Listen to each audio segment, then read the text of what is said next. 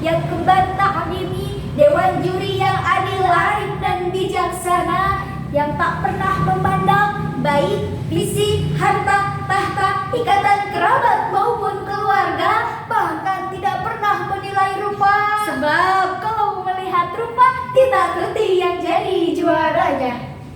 Sahabat kembar, hagai, sudah menjadi fakta sosial bahwa Allah telah menganugerahkan, Allah telah menghadiahkan Indonesia sebagai negeri multikultural, negara yang aman dan damai di tengah perbedaan yang ada, bersatu padu membentuk Indonesia. Inilah Bhinneka Tunggal Ika. Oleh karenanya, di dalam buku The Wisdom of Gus Dur, bukti-bukti kearifan Sang Wakista, halaman 80 mengatakan bahwa kekuatan kita sebagai bangsa terletak pada keberagaman yang kita miliki.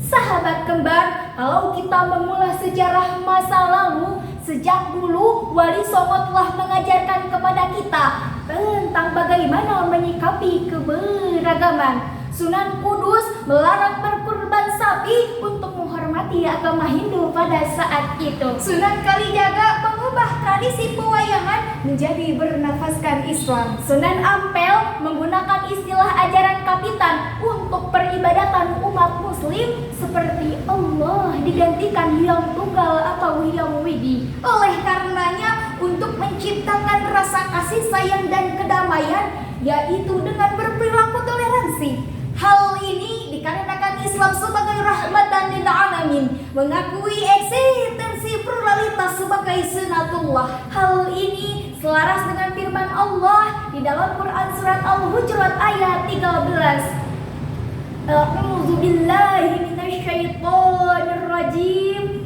Ya ayyuhan nas, wahai manusia, kata Allah bukan kata kembar. Inna khalaqnakum min dzakarin wa unsa. Sesungguhnya kami telah ciptakan kamu dari seorang laki-laki dan seorang perempuan. Wa ja'alnakum syu'uban wa qabail, dan kami jadikan kamu berbangsa-bangsa dan bersuku-suku. Agar apa? Lita'arafu, agar kalian saling kenal mengenal. Oleh karena itu, sudah seharusnya kita mencintai tanah air Indonesia tanpa membedakan ras, suku, budaya, agama, dan bahasa. Tak peduli aku Islam, kau Buddha, yang penting satu nusa, satu bangsa. Tak peduli kitab suciku Al-Quran, kitab sucimu Tripitaka, yang penting Bhinneka Tunggal Ika. Tak peduli kau ke gereja, aku ke masjid, yang penting tak saling julid. Karena persatuan dalam perbedaan dan perbedaan dalam persatuan akan menjadikan tanah air Indonesia yang aman, damai, dan kuat.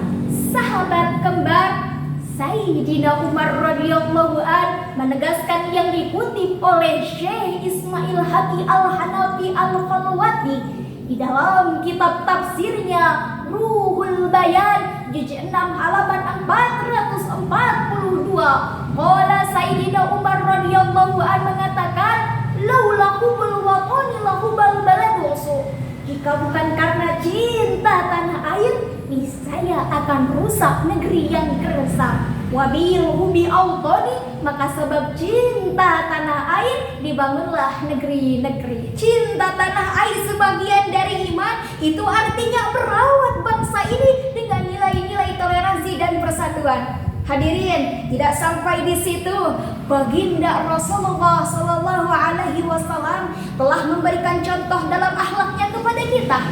Imam At-Tabari di dalam kitab Tafsir Al-Kabir jilid 3 halaman 162, Imam Sa'ad dalam kitab Tabaqat Al-Kubra jilid 1 halaman 288, dan Imam Al-Baladuri di dalam kitab Futuhul Buldan jilid 1 halaman 90 mengutip riwayat yang menjelaskan bahwa Rasulullah Sallallahu Alaihi Wasallam telah memberikan jaminan perlindungan kepada kaum Nasrani, baik berupa najaran, harta, jiwa, darah, dan lain sebagainya. Itu artinya sahabat kembar, baginda Rasulullah Sallallahu Alaihi Wasallam telah mengajarkan kepada kita tentang arti toleransi toleransi sebagai bentuk menghargai, mencintai, menerima segala perbedaan dan keberagaman di tanah ibu pertiwi sebagai bentuk wujud kedamaian dan kekuatan sebuah negeri. Kan sudah jelas hadirin, dari Ibnu Abbas ditanyakan kepada baginda Rasulullah Sallallahu Alaihi Wasallam, "Ya Rasulullah, agama manakah yang paling dicintai oleh Allah?" Baginda Rasulullah Sallallahu Alaihi Wasallam bersabda, "Al-Hanafiyatus Samha, agama yang lurus lagi toleran." Hadis riwayat Imam Ahmad bin Hambal dalam kitab Musnad Ahmad, disahihkan oleh Imam Al-Bukhari dalam kitab Fath Al-Bar, Sarah Sahih Al-Bukhari karangan Asy-Syaikh Al-Imam Al-Alamah Ibnu Hajar Al-Asqalani. Oleh karena itu hadirin, dari awal sampai akhir dapat kita tarik satu kesimpulan bahwa cinta tanah air sebagian dari iman atau hubul waton minal iman. Artinya menjaga negeri ini dari segala bentuk ancaman yang ada, segala bentuk yang akan menghancurkan nilai-nilai pluralitas, baik dari segala bentuk gerakan atau pemahaman, yakni cinta yang dirasai bentuk menghargai, menghormati, menerima segala keberagaman dan perbedaan di tanah ibu pertiwi. Mungkin cukup sekian yang dapat kami sampaikan, kurang lebihnya mohon dimaafkan. Wallahul muwaffiq ila aqwamit thoriq. Wassalamu alaikum